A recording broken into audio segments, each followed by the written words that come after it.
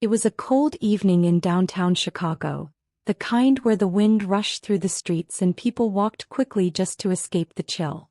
The city lights reflected off the glass towers, making the entire skyline glow like a painting.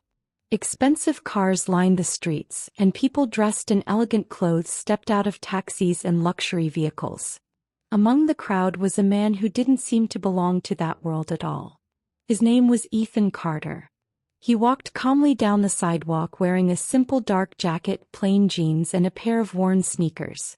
Nothing about his appearance suggested wealth or status. To anyone passing by, he looked like an ordinary man finishing a long day. But Ethan's eyes told a different story. They were calm, observant, and thoughtful, as if he noticed every small detail around him. After a few minutes he stopped walking. In front of him stood one of the most luxurious restaurants in the city. The building itself looked stunning. Large glass windows revealed a beautifully decorated dining hall inside, filled with golden lights and elegant furniture. People inside laughed and talked while waiters in crisp uniforms carried trays of expensive dishes. The restaurant had a reputation across the entire city. It was the kind of place where business executives signed million-dollar deals, celebrities celebrated birthdays, and wealthy families enjoyed extravagant dinners. Most people needed reservations weeks in advance just to get a table. Ethan looked at the restaurant sign quietly. Then he walked inside.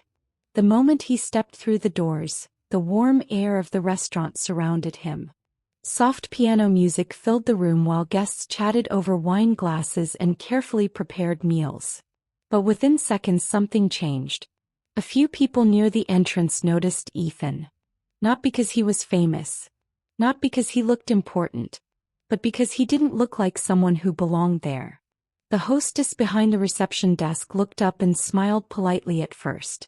But as her eyes moved from Ethan's jacket to his shoes, her expression slowly shifted from welcome to confusion. "Good evening," she said carefully. "Do you have a reservation?" Ethan shook his head gently. "No. I was hoping to get a table for one." The hostess hesitated. She glanced toward the dining room where guests in designer suits and elegant dresses sat enjoying expensive meals. Then she looked back at Ethan. "I'm afraid we're fully booked tonight," she said. Ethan nodded slightly as if he expected that answer. But he didn't leave. Instead he simply stood there calmly. The hesitation caught the attention of a few nearby guests. Two men sitting at the bar began whispering while glancing toward Ethan. One of them laughed quietly. "Did he walk into the wrong place?" The other man smirked. "Maybe he thinks this is a coffee shop." Their voices weren't very quiet. Several people nearby heard them and chuckled. Ethan heard them too. But he didn't react. The hostess shifted awkwardly. "Sir," she said again, "this restaurant is quite exclusive." Ethan gave a calm smile. "I understand. I'll just take any table you have available." She sighed quietly before finally leading him toward a small table near the back of the restaurant. It was clearly the least desirable table in the entire place. But Ethan didn't complain.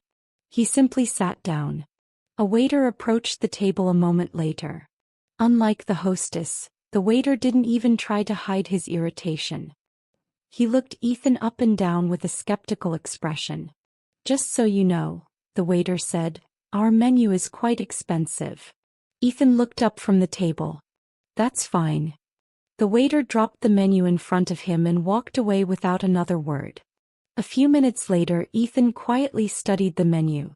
When the waiter returned, Ethan calmly ordered the restaurant's most expensive steak along with a bottle of their finest wine. The waiter raised his eyebrows in disbelief. But he wrote down the order and walked away. At the bar, the two men continued watching Ethan. One of them laughed again. "I guarantee he can't pay for that." The other nodded. "This is going to be interesting." Meanwhile, across the dining room, the restaurant manager had begun paying attention to the situation. He whispered something to the waiter and then walked toward Ethan's table. "Good evening," the manager said with a professional smile. Ethan looked up. Good evening. The manager folded his hands politely. I just wanted to confirm your order. Yes, Ethan said calmly. The manager hesitated before speaking again. You understand that the meal you ordered is quite expensive. Ethan nodded. Yes. The manager forced a smile, but his tone changed slightly. We've had situations before where guests couldn't cover their bill. Several nearby guests were now openly watching the conversation. The man at the bar leaned over and whispered loudly to his friend. This is where it gets good. Ethan slowly placed his glass of water back onto the table. Then he asked a simple question. How long have you worked here? The manager blinked, surprised. About 3 years. Ethan nodded thoughtfully. That must mean you've seen many different types of customers. Yes, the manager replied carefully. Ethan leaned back in his chair. Then you probably know that appearances can be misleading. Before the manager could respond, the front doors of the restaurant suddenly opened again.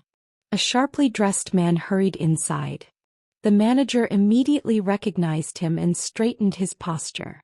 It was Daniel Wilson, the regional operations director. But instead of greeting the manager, Wilson walked straight toward Ethan's table. The manager frowned in confusion. Then something happened that completely changed the atmosphere in the room. Daniel Wilson stopped beside Ethan and nodded respectfully. Good evening, Mr. Carter. The room went silent. The manager stared in shock. You know him? Wilson looked confused by the question. Of course I do, he said. Then he turned toward Ethan. Everything all right tonight? Ethan smiled slightly. I was just observing. The manager felt a cold wave run through his body. Observing what? He asked nervously. Wilson looked at him for a moment. Then he spoke calmly. Mr. Carter owns this restaurant. The manager froze. Wilson continued. Actually, he owns the entire building. The laughter from the bar stopped instantly.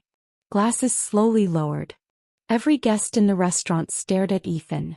The man they had laughed at, the man they thought didn't belong, was the owner. The manager's face turned pale. I didn't know. Ethan stood up slowly. That's exactly the problem, he said quietly. The room was completely silent now. People shouldn't need to prove their wealth to be treated with respect. No one had anything to say.